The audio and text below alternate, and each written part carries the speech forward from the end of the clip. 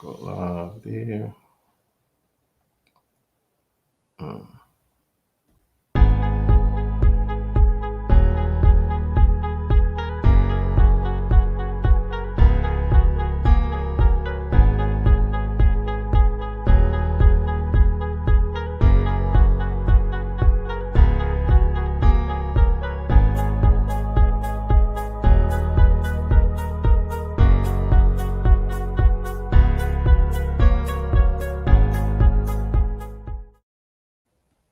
You're treaty breakers, you're liars, you're thieves, you rape entire continents and races of people. Then you wonder why these very people don't have any confidence or trust in you. Your religion means nothing. Your law is a farce, and we see it every day.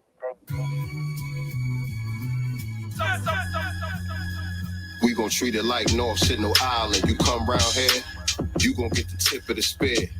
We don't want your culture or your Bible, let's get this clear. You gon' get the tip of the spear.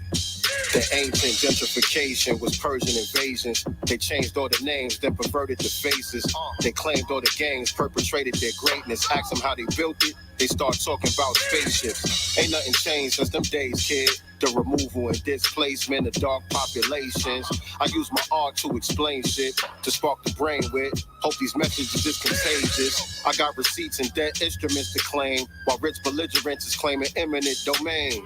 How immigrants receiving benefits and special privileges over foundational black citizens. These white liberals is some hypocrites. And the viciousness by which they regard us, it isn't victimless. They ran a freeway through your neighborhood and called it urban renewal. That's how they made the hood. Treat it like North Sentinel Island. You come round here, you gon' get the tip of the spear. We don't want your culture or your Bible. Let's get this clear. You gon' get the tip of the spear. We don't want your trinkets or your garments, man. That shit look weird. You gon' get the tip of the spear. Said we've been settled on this plot of earth for thousands of years. You gon' get the tip of the spear.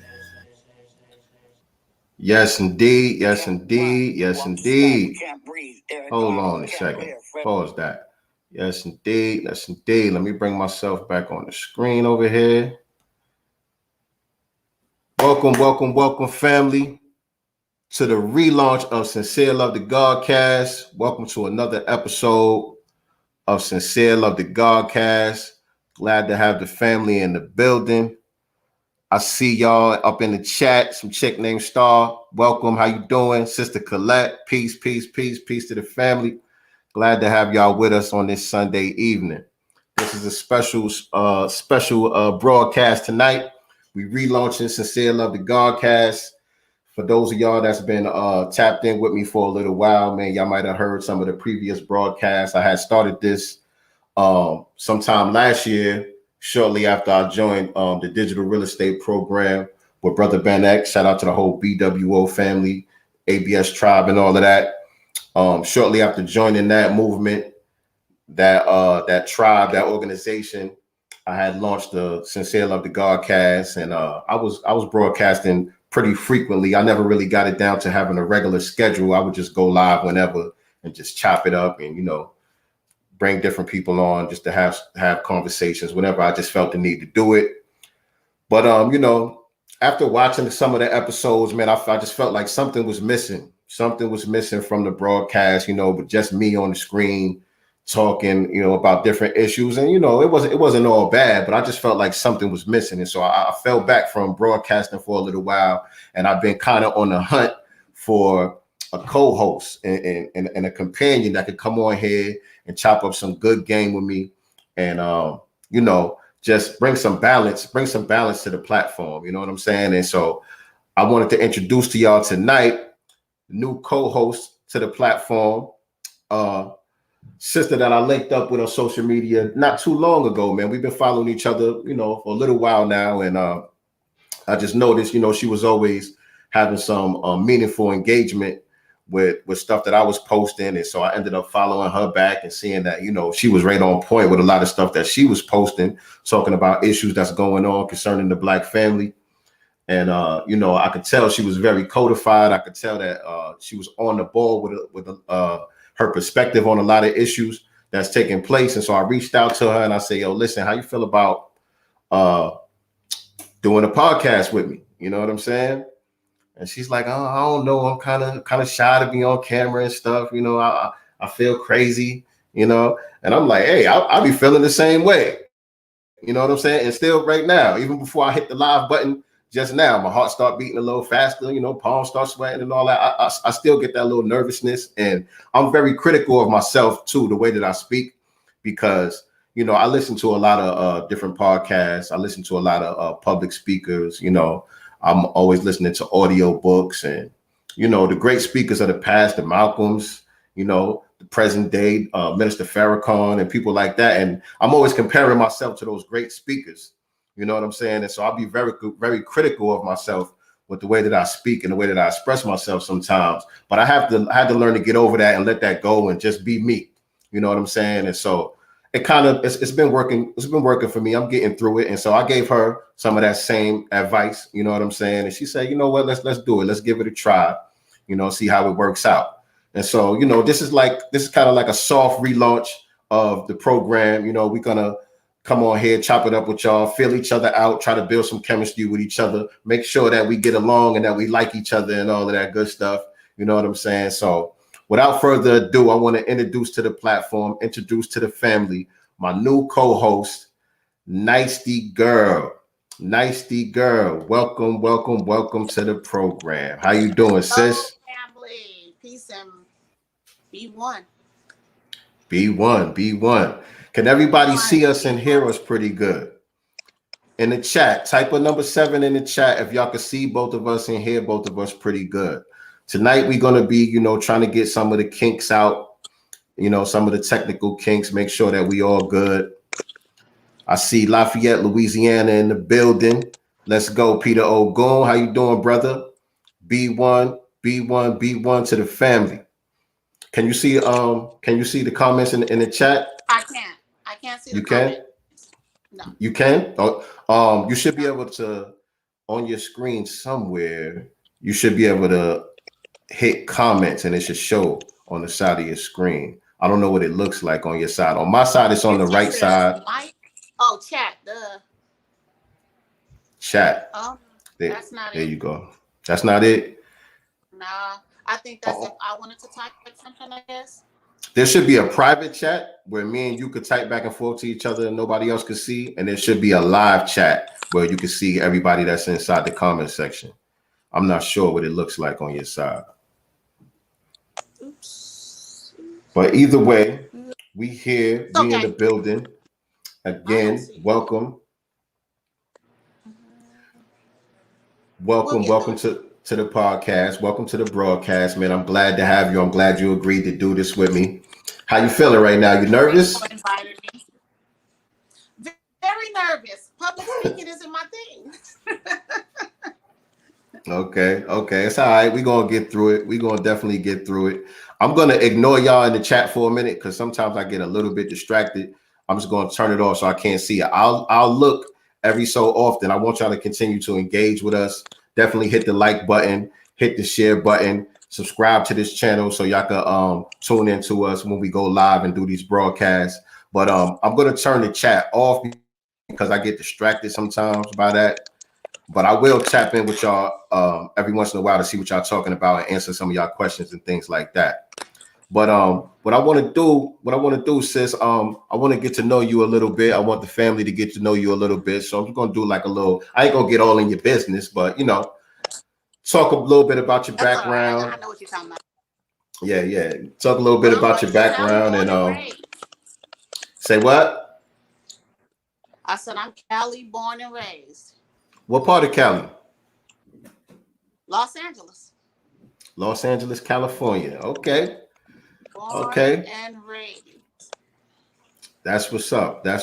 And what do you do as far as like for a living? I work in the real estate realm. Oh, okay. Out there in Cali? All that expensive real estate out there in Cali? So on the finance side. Like getting people approved and things like that? Yes. Okay. Yes. Okay, that's what's up. We definitely need that. Not a real estate agent.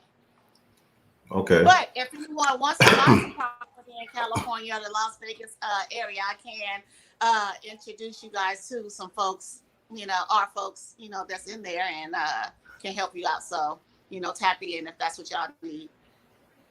That's great. That's great. That's great. For some reason, your accent doesn't sound like California to me. I'm okay. So I tell people that I'm Cali country. My family's from the South, Texarkana, Texas. No one lost their accent. I've never been to Texarkana specifically, but my family is country as hell. So I get it from my family, and it's not going anywhere. Cali country. I love it. I Cali love it. I country. love I'm a Cali country girl. it. I love it, man. And so, talk to me a little bit about how you got into consciousness, just overall. You know what I'm saying? I mean, I know, we all conscious on a certain level, but how you got into this whole B1 mentality and things of that nature? What brought you into this this way of life? I'll call it. After the murder of Trayvon Martin, it just something inside of my soul, it just didn't sit right. And then I was constantly posting, about it. And then another friend of mine was like, "Hey, follow this dude." That dude happened to be Zoe Williams, actually, first.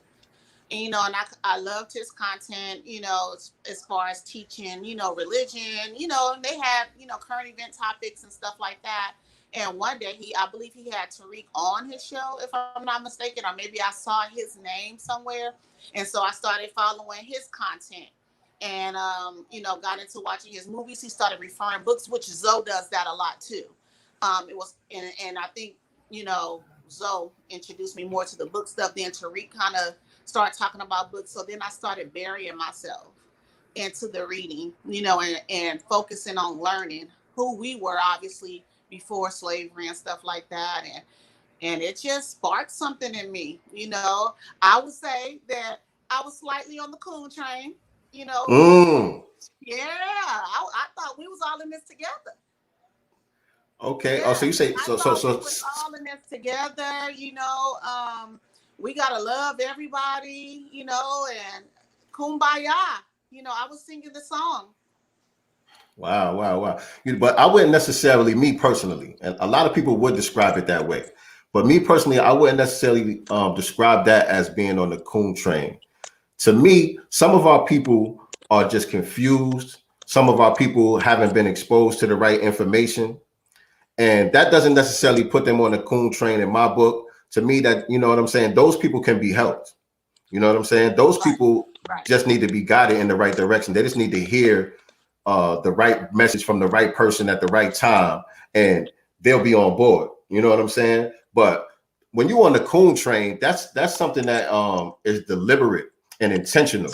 You know what I'm saying? You know what you're doing when you cooning.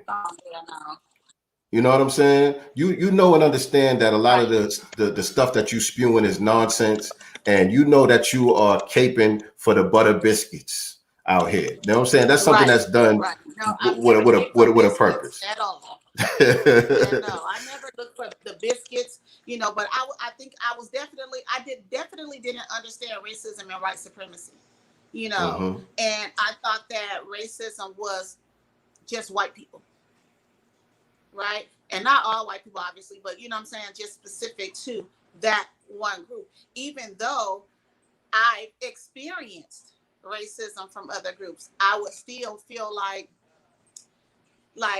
it wasn't racism. Like, you know what I'm saying? I would even make excuses, for that behavior. I was brought up in Linwood, California.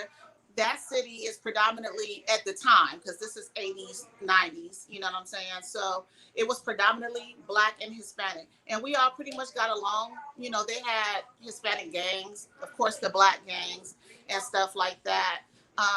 But I was cool with everybody, and I don't feel like I experienced real racism till 10th grade.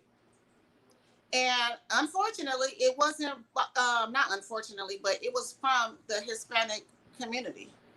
The ones who was like, Black and brown pride, you know what I'm saying? And it was blatant to the point we had moved to this new community. They set my mother's car on fire. They threw a cocktail bomb into another friend's house. I would go to school and see boys and girls being chased home, you know, being called the N-word, you know, left and right, you know, by our brown brothers and sisters. And even then it didn't click right away. I was just like, okay, well, it's the gang sector. I still made excuses, you know, for, you know, that was just them. You know, it wasn't the mentality per se of the group, you know, unfortunately, where it is major, you know. And so again, I didn't understand racism and white supremacy at that time. And it wasn't until after the death of Trayvon Martin that I sought answers. You know, I tried to learn more. And when I got it, I just craved it so much. I slept it, I breathed it, like I craved to learn. You know, I couldn't stop. And I started to share it, you know, with my elders and my peers and obviously my kids. I have a 26-year-old and a 16-year-old. Okay. And I was about to ask you about that too as well, because what you're describing is the confusion that I was just talking about. You know what I'm saying? Yeah. And I like to differentiate that because there is a difference. You know what I'm saying? And so it sounds like it took for you to experience direct racism for you to kind of start asking questions, and you know what I mean? It wasn't the systematic racism that you were able to notice and call out because you didn't understand what that was. I didn't understand it at all. And so you just said you have a son. Yeah. And so the Trayvon Martin thing affected you, you know what I'm saying, based on being a mom and things of that nature. Yeah. And so there was something already in you because, you know, the world stopped when the whole Trayvon Martin thing took place. And you know what I'm saying? When that trial was going on and everything, everybody saw what was happening, but a lot of our people still refused to acknowledge what was going on, and they didn't have that awakening which took place with you. So there had to be something that was already in you, and you just needed that spark. You know what I'm saying? Yeah. And so that's where it started. That's pretty much where it started for me. And obviously more events started to, you know, occur and stuff. And, you know, I was just like, wait a minute, you know, this is bigger than what I thought, you know, and I have to learn, you know, what this is, understand what this is, and make sure that I can, you know, maneuver through it, you know what I'm saying? And also encourage other Black people like me, you know, to be one, put ourselves together, you know, learn self-defense, you know, train, eat better, work out, like all these things. Like I started to I was like, oh no, I have to change everything. I cannot walk myself out the door or let my children walk out the door with the same lack of understanding that I had.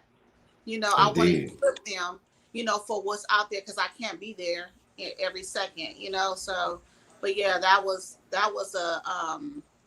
still bothers me, what happened with Trayvon, you know, and the fact that lunatic is still walking the street, and we have people in our community and that, you know, will go ham on other people in our community, yet this fool walking around.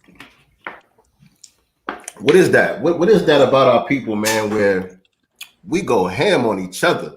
Somebody that looked like you. I remember I got on my Nipsey shirt right now. You see Nipsey Hussle in the background. Yeah. And one of my favorite clips when Nipsey was speaking, and he was describing the gang mentality in LA. And he was like, when you going on a mission and you looking for the ops, you going on the other side of town. He said, you're going to bypass the dude in the suit. You're going to bypass the white man. You're going to bypass this one and that one. But when you see the dude that kind of dressed like you, he kind of walk like you, he got your swag and all of that, it's like, that's him. That's him right there. That's the op right there. So it's like you riding around looking for yourself. And that's the one that you want to kill. That is a sickness. That is a sickness that our people suffer from, man. But heavy. Racism and white supremacy did that, you know, because you know, we look at each other as each other's enemies versus each other's, you know, equals, you know. But again, once you learn racism and white supremacy, you know, you understand that this was all part of it. We can even take it to the music, right? I remember loving X-Clan, and this is my era. I didn't hear a damn thing they was talking about, though. I was busy popping fingers and stuff, you know, but I didn't hear the words. I was definitely all conscious rap. And then when the gangster rap part came in, you know, and although they were rapping about the community, I get all that. I don't necessarily think that when they're saying bitches and hoes, per se, I didn't necessarily feel like they were talking to me specifically because I know me. At the same time, that morphed into something else because we're hearing constantly about killing each other, robbing each other, jacking each other, the drug thing. And it's always directed towards us. It was never directed towards, I'm saying, any other groups. It was always towards us. So what does that do to the subconscious? Indeed. You know what I'm Indeed. saying? So, but we didn't understand it. And then you have these record companies, that will not allow anyone to get to the next level if they're speaking how you speak in music. That's not going to fail or get you that big contract or that big budget, I should say. You know what I'm saying? You have to rap about killing each other. You have to degrade Black women. You have to show music videos with them degrading themselves. Then our youth is looking at that. Well, this is how you're supposed to act. I'm supposed to kill my brothers and sisters. I'm supposed to degrade Black women. Young girls, degrade yourself because this is how you're going to get in the music video. This is how you're going to get attention from a man that ain't going to treat you right. He ain't going to marry you. He might knock you up with a few babies. You know what I'm saying? But that's all you're going to get out of it. And Speak on that. Yeah, and speaking of the subconscious, I think something that you just said, I think I found the answer. Like I said, there had to be something in you already for you to even receive the information and want to know more. And so saying that, when you were younger, you were into the X clans and all of that stuff, even though you was just listening to the beat, and you couldn't really hear the lyrics like that, subconsciously, that was in you. Those seeds were planted in you. And that's why you were the right soil. You were the right soil to come into this way of life. You know what I'm saying? So yeah, that's beautiful, man.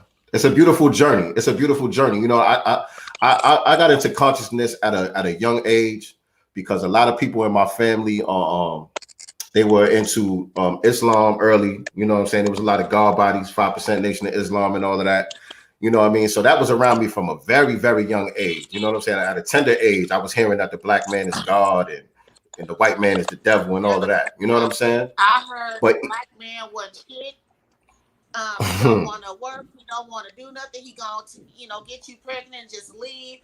Be a strong Black woman and all. You don't need him. Blah blah blah. Like I heard that literally. Which I got married young. I got married at 20. But I didn't have an understanding of what that meant as far as building. Respect, the love, all that stuff. I didn't understand that. So I was divorced by 24, but. You know what I mean? But I just didn't understand that was power either.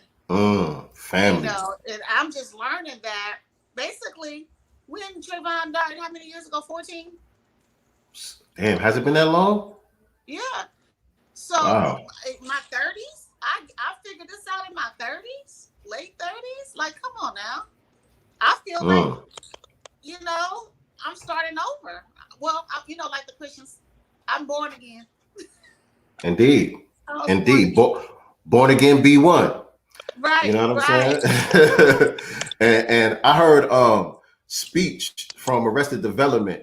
He has a little mini documentary on YouTube where he talks about exactly what you just said. How we grew up in the MTV era, right? The MTV raps and all of that stuff. Yeah. You know what I'm saying? With the videos and all of these images, the movies, the Boys in the Hood, the Menace to Society. We grew up in that era seeing all these images of ourselves.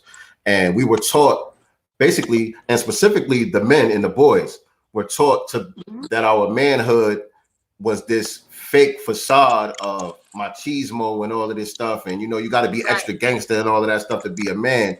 And really, it was infantilizing us. And so we stayed boys all the way through our 20s. And like you said, we started to understand what manhood really was in our 30s. We came out of the cloud in our 30s like, yo, hold on, what the hell? I've been getting this wrong all this time. You know what I'm saying? So, yeah, you're not the only one, sis. Let me look in the chat. And not just for the men, though, for my peers, coming into womanhood, I feel like I didn't come into true womanhood until my 30s as well. You know, because I found I had a newfound respect for myself, a newfound respect for Black men. You know, I consciously and specifically try to teach the kids around me what respect and stuff was, because you know we get caught up. You know, I come, like I said, my family get together, our gatherings. You know, not that it's bad, but you know, we're drinking, we're having a good time, we dancing. But I feel like it was different too in my era. We had to go in the room, right? When our parents and family got together at the house, the kids had to go in the room. We were not allowed to sit up and hear grown folks speak, you know, or party and drink, versus these kids these days get to sit right in the midst of it. There's no separation, you know, with what grown-ups do and what kids do. And not that you can shelter them from everything, because you don't want them to grow up, you know, not understanding things. But kids also need to be kids. And nowadays, kids are not allowed to be kids. They're introducing kids to sex and masturbation and porn, you know, as early as kindergarten. Like, what we doing? Indeed, man. See, I knew I picked the right co-host, y'all. I knew I picked the right one, y'all. You know what I'm saying? Give it up for my co-host in the chat, man. She dropping it up in here. And so, let me ask you this, right? You're a foundational Black American, right? Absolutely, 100%. Yep. Both sides of the family. Actually, I did the ancestry thing, not the DNA part, you know. But I found some old documents. I found out my great grandfather was in World War II. I actually was able to pull the documents. Like, I'm digging more, getting a lot of stuff that you wouldn't even expect to be there. You know what I'm saying? Like their census, you know, their rent was like $13 a month. Like, it's wild. But yeah, I'm 100% foundational Black American. Absolutely. Wow. I want to look into some of that stuff myself with my own family, but I am definitely a 100% foundational Black American as well. You know what I'm saying? But and so with that being said, I'm looking at the tattoo on your arm, right? And I got one over here too. This came from Anthony Browder's book. I think it was the Broader Files, or maybe one of the other books. Can you see mine? Boom. Yeah. And so I see you got the motherland, the continent, Africa up there. I got mines right here too as well. You know what I'm saying? And so sometimes I think some of our brothers and sisters from the continent and from the Caribbean get this thing confused when we talk about being foundational Black Americans, and they feel like that we're saying that there's no connection there, or we're not brothers and sisters, or whatever the case may be. But you know, this is about us defining ourselves as a unique culture, as a unique ethnic group, and specifically dealing with the politics in this country and the blood debt claim that we have as far as reparations, which is owed specifically to us. And so what happens is we haven't been defining ourselves for so long, and we just been trying to blend in with everybody else, right? And so what happens is when all these other people come over here and they start doing nonsense and bring this ratchet culture and stuff with them, it gets dumped on us. Right. But whenever they do something fly, oh, it's, you know, I'm Nigerian, you know what I'm saying? Oh, I'm Kenyan. Oh, I'm Jamaican. I'm Trinidadian. And it's okay for them to define themselves by where they come from and represent and start waving their flags and all of that. But the minute that we try to do the same thing, people start getting in their feelings. What is that about? You're divisive now.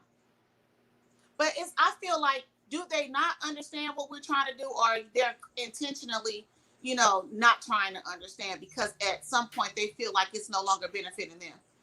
You know, I have to speak truth to power. Like, we're not going to play those games either, right? If you come from the continent, if you come to the Caribbean, what makes us one is this, period. Because white supremacy don't know that you're Caribbean or from the continent. All they see is your Black skin. That's it. So you Black before you're African, before you're Trinidadian, before you're Jamaican and stuff. At least that's what it should be. And also when it comes to, you know, us defining ourselves, one thing that we've always did is welcome them. I don't feel like I have ever encountered one of them at, you know, when I see anybody black, I'm smiling. You know, I'm trying to give them that welcome smile. Hey, and if I hear an accent or, you know, some of their features, you can tell, you know, hey, where you from, sister? Where you from, brother? Like, I'm always going in there because I want them to know, you know, it's love. You know, we family. You know, now come here and you get in America, the US, you guys are setting up your own little hubs. And we're not welcome to, but we welcome you. Where's the mutual love? See, it can't be one-sided anymore because it's been 100% one-sided. And I'm not absolutely everybody, you know what I'm saying? But the number of the ones where it has been one-sided is greater than the ones where it hasn't been. Right? So yes. we need to fill that gap. Indeed.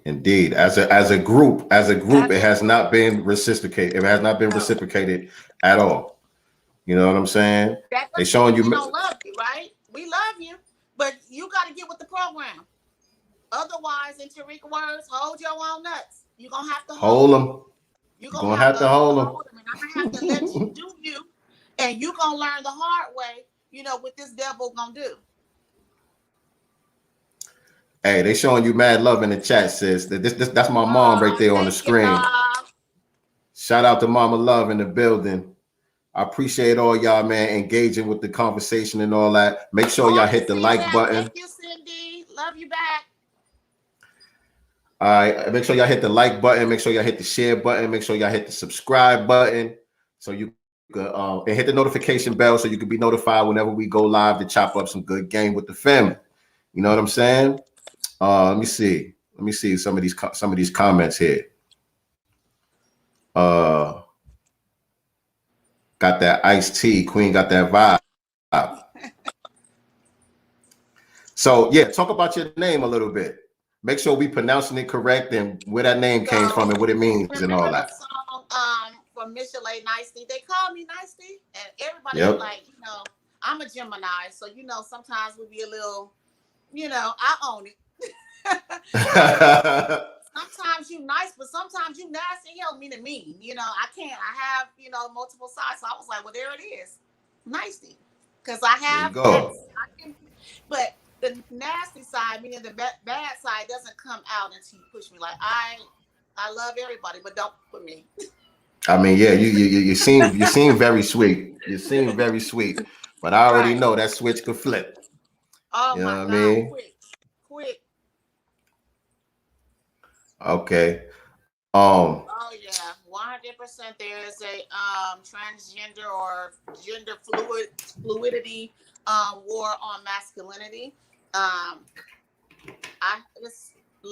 have a son, like I said, in high school, and it's things at the school, you know, that these kids are being exposed to. I believe certain things are for the parents to teach and guide. And no, you're not going to shove that, you know, down my kid's throat, you know. And I teach him to respect everybody that respects you, you know, but not that. We're not doing that.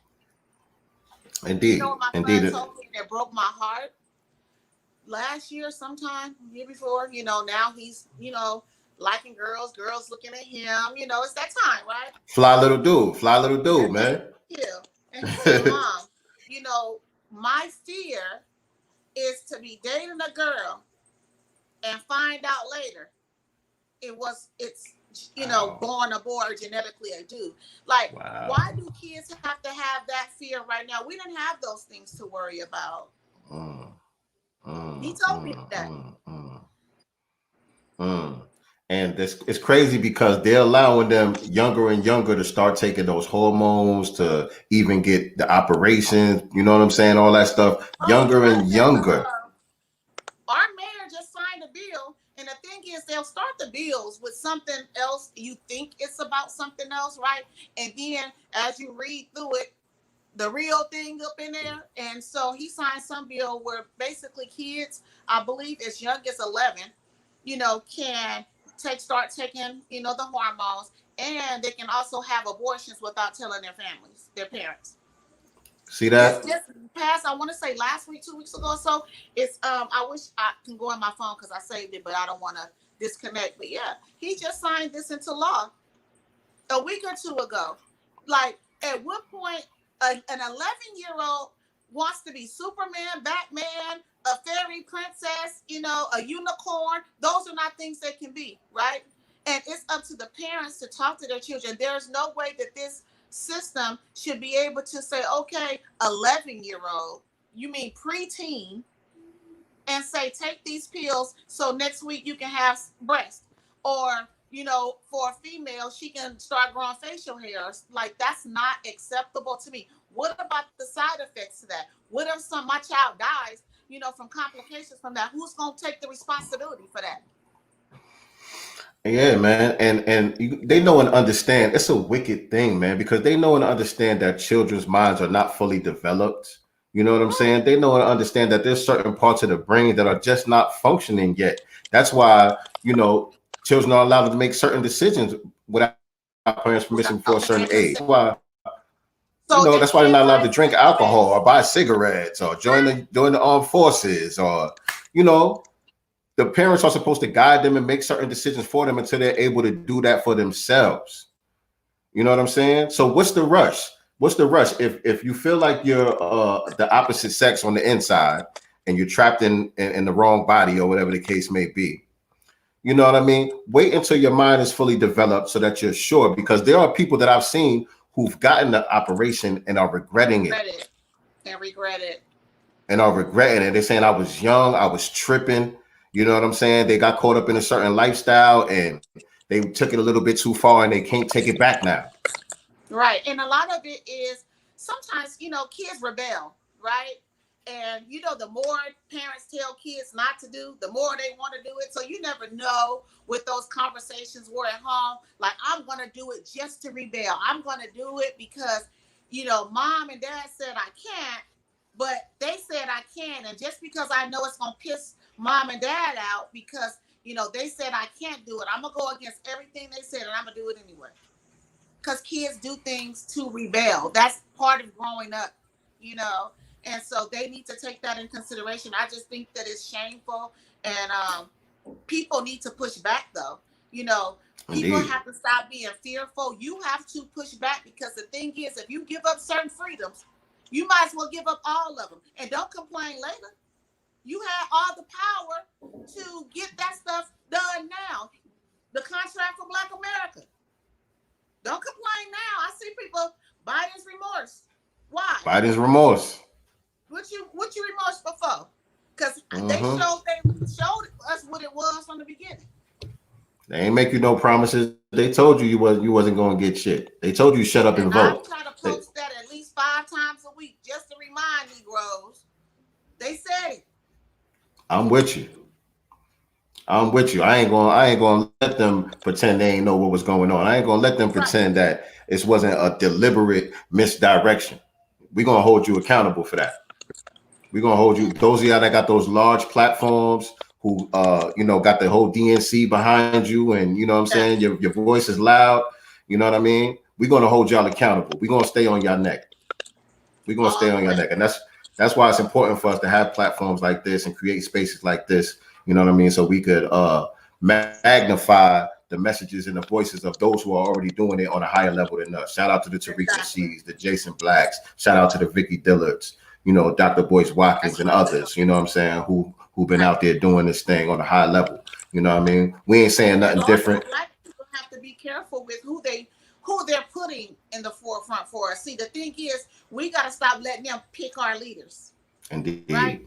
It's up to us to pick our leaders. That's when you know things are gonna go awry, when we're allowing them to push out somebody we ain't never seen nothing, and then when something happens, that's the only time you see them to do their photo op. Let me go out here and do my 5-minute photo op. Tamika Mallory, my son, who tried to go out there to Texas, but them folks was gone by the time y'all got there. Say that. That. And then you quick to talk about who on the ground. Well, if all you going down there to do is spend 5 minutes to take a picture, I can do that. And they talking about that's the work. We doing the work. What y'all doing? They, you know what I mean? You're not doing nothing to basically guide your people in the right direction. What you're doing is the same old BS that unfortunately our mothers, fathers, etc., uncles, aunties were doing. Just vote Democrat. Never even thinking about policy. How is this going to benefit me? How is this going to benefit my group? What I've learned these few years, you know, especially during the Trump era, to be honest, is no other group votes against their best interest. What they want is policy. They're looking for tangibles. Yet we're told, wait, we gonna hold them accountable after they're in office. You find another group did that. I'll wait. They want to know what they're going to get off the bat. And that's why the Asians got $50 million and the hate crime bill passed. Yet they allege, you know, hate crimes against them in 1 year. Yet we've been going through it for almost 500. How did they get shout out to Joe Biden? As Vicky Dillard says. How is it that they were able to cut in front of the line? Y'all are quick to tell us that we're the most oppressed people, you know, but yet everybody gets to cut in the line ahead of us. We're always asked to step back to help someone else when we need the most help. This ain't begging. We Not need at the all. most help. And that's why one of the best things that we did was to get the language correct. You know what I'm saying? And start to define ourselves, because it was the trick words like minority and people of color and all of those things, because 10 years ago, they could have created that crime bill for the Asians, or they could have cut the check that they just cut for the Afghans and all out. Shout out to all this under the Jim Crow Joe Biden, right? They could have did all of that, and we would have been looking at it as we're included in that somehow. Right. You know what I'm saying? Right. Because we people of color, it's black and brown, and you know what I'm saying? It's the oppressed, what do they call it? The underprivileged and all of that. We thought we was included when they were saying all of those words. And so now we getting our people mind right. We getting our people mind right, and we correcting the language, and we saying, listen, if it ain't black, if it ain't B1, if it ain't specific to FBA, and if it's not tangible, we ain't rocking with it. Right, and that's a trick bag. That's a trick bag. Once you learn the language, you know, because they're codified in their language. Now it's time for us to get codified in our language, right? And then again, hold them accountable. You know, and you cannot do that after the fact. Everybody else is getting benefits, and the people that are going to suffer the most because they're talking about money running out, all this stuff is Black people. Mm-hmm. And they knew this going in. And I think it's Dr. Claude Anderson. Yeah. I think it's Dr. Anderson that says, when America catches the flu or the cold, Black people catch pneumonia. So anything that happens in this country that goes on, we get it the worst. Right. You know what I'm saying? So we definitely got to look out for ourselves, because ain't nobody looking out for us. How do we get any of these things worse when our people work in fields in all kinds of conditions? Because it was here in America, it was in the Caribbean. You know, every state has its own climate. They didn't stop Black folks from working, right? We were still out there. We were still out here working in those fields in all kinds of conditions, and we survived it. When the C-19 came out, it wasn't even us getting it. How long did it take for one Black person to be positive with that? Yeah, at first, they was acting like we can't get it. They was acting like we couldn't get it. They was like, "What's going on in Africa? There's no cases." You know what I'm saying? Right. And then that one case that they actually spoke about when it finally happened, they never said that it was a white guy in Africa that had it. I remember that. You know? I remember. Listen, I'm having a great time chopping it up with you already. I could tell that, this is going to be a good journey for us, man. We off to a great start. We getting good feedback in the comments. I don't think my comment section ever been this live and popping before. So this is great. This is great. This is great. I see lots of "I take my vote back" posts. Yeah, right. Can't take it back now. Can't take it back now. And speaking of Biden's remorse, right? Speaking of Jim Crow Joe, like I just said, he just signed a bill which includes like $6 billion for Afghan refugees, right? We Right. know that Our he did the tax crime dollars. bill for the Asians, and they got some set asides included Our in that tax bill. dollars. And there's nothing for black folks. Right. What are these what do these bisexuals have to say? How are they defending their position right now? How are they defending this right now? Well, what they're doing is deflecting. Right. Our Now, tax dollars, indeed. right. What they're doing is deflecting as usual. They try to change the subject, and what they're not doing, if you notice, a lot of those people are not saying anything about him. They're still talking about Trump. You know what I'm saying? Peter O'Goon is saying Trump signed this bill and that bill. Well, guess what? He ain't in office no more, so it don't matter. I don't want to hear what Trump did because right now there's a new regime in there. So what he gonna do to fix it then? We can't use that excuse anymore. And let's be also clear, exactly. They signed it together, both parties. Trump couldn't do it without the other party either. And yeah, I don't want to hear this stuff about, oh, it's the judges. He put all of these judges in there and all this stuff. Everything that we see that's taking place that goes against our agenda is supported by the DNC. It's not just happenstance, and it's not, and they're trying to go against it. It's supported by them. It's being pushed by them.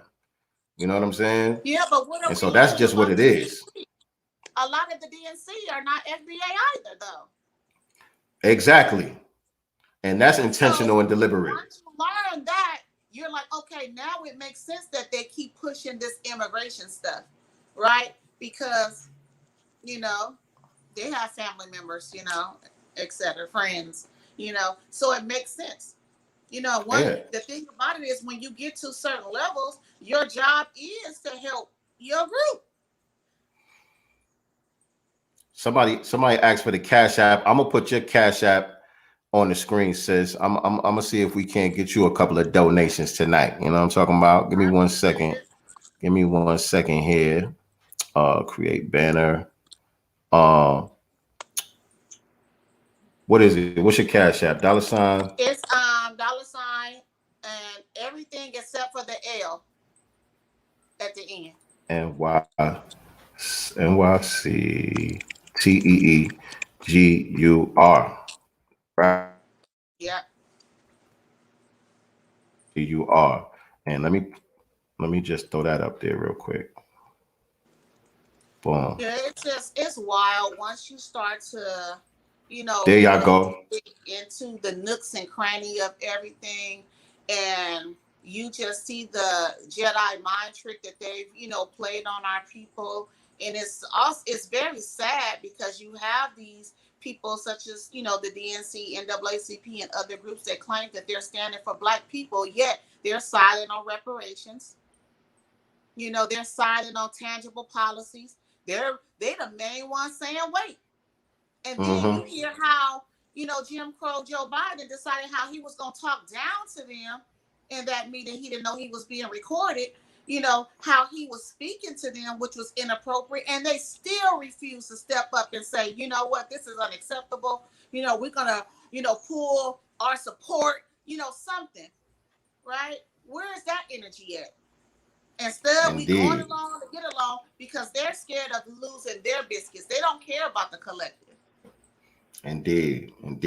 Rugged individualism has been a problem for the Black family for a long time. We have to get off that individualism, and sad, you know, the individualism a lot of times starts within our own families, the ones that's closest to us. And we got to fix that too. You know, if we can't fix it in our own homes, we definitely ain't going to be able to fix it out here when we're talking about, you know, the extended B1 family.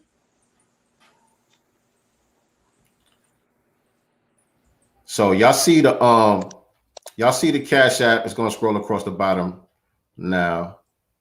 Y'all see my sister's Cash App right there. Y'all make sure y'all hit that up. She definitely dropping some good game up in here tonight. We appreciate y'all joining us. We've been on almost an hour already. It don't even feel like it. Right. So we're gonna start winding it down a little bit though, because like I was telling you earlier, I'm doing this fast today. I'm on a liquid fast right now, and this thing got me running to the bathroom like crazy. I went and got me some supplements, you know what I mean? So I can start doing this cleanse. Yeah. And I've been drinking water all day. I had some green juice and you know what I mean? Yes, indeed. Yes, indeed. So let me see what y'all talking about in the chat before we get out of here.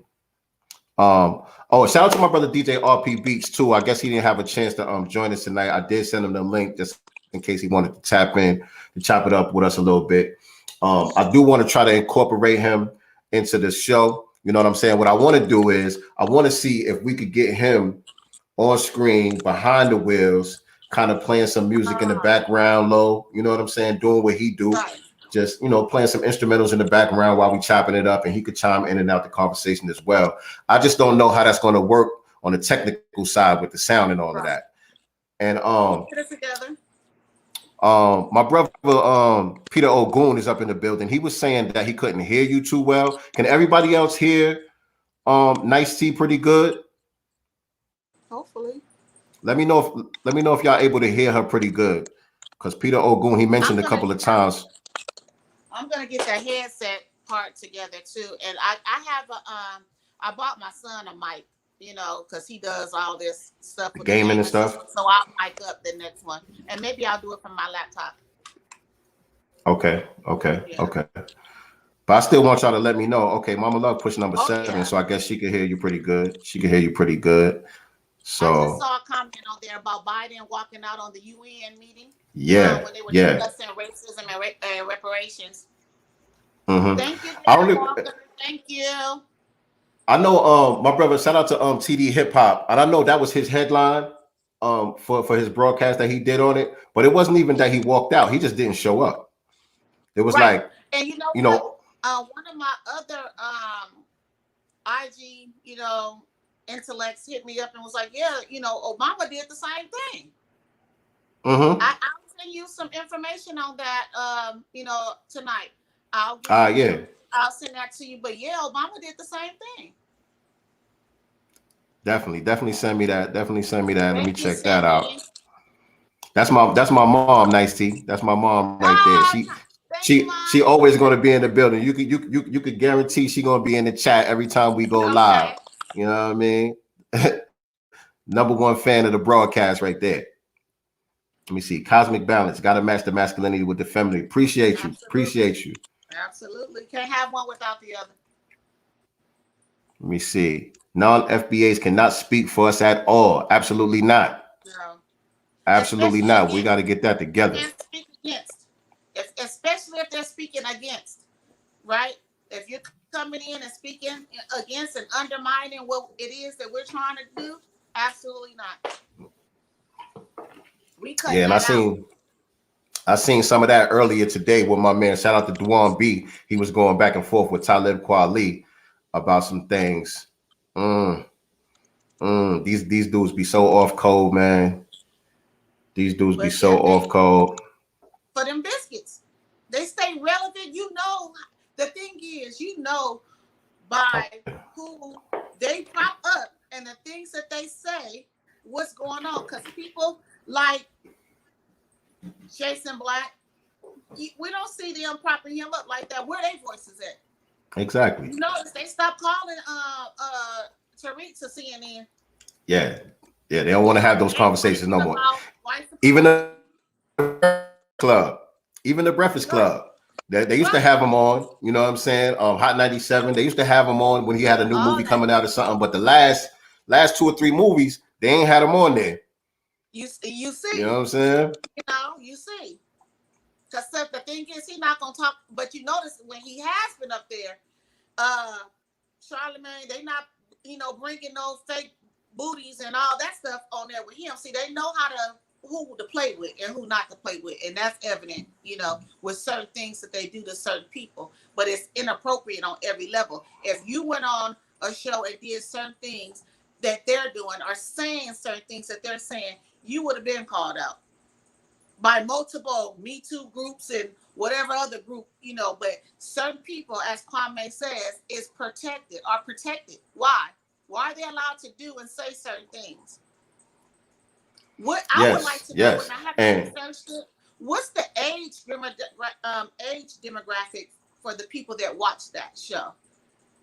The Breakfast Club? Yeah.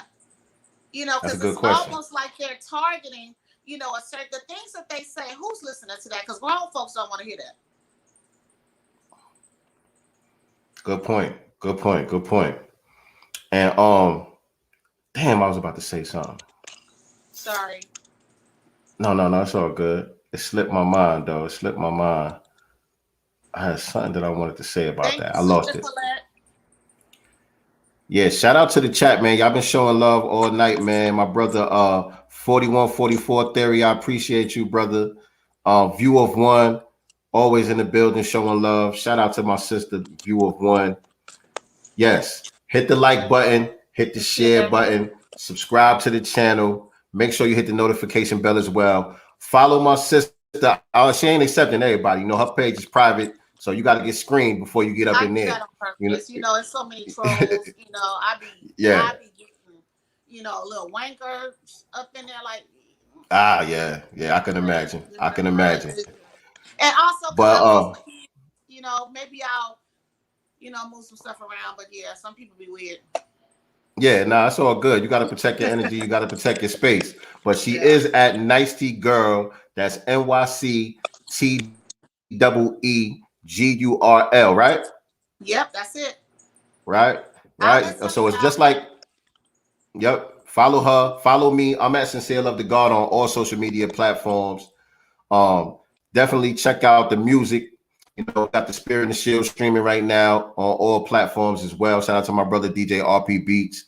We working on some other creative things for the family. You know what I'm saying? So y'all stay tuned. Do you do yeah? We did a show recently out here in Atlanta. Okay.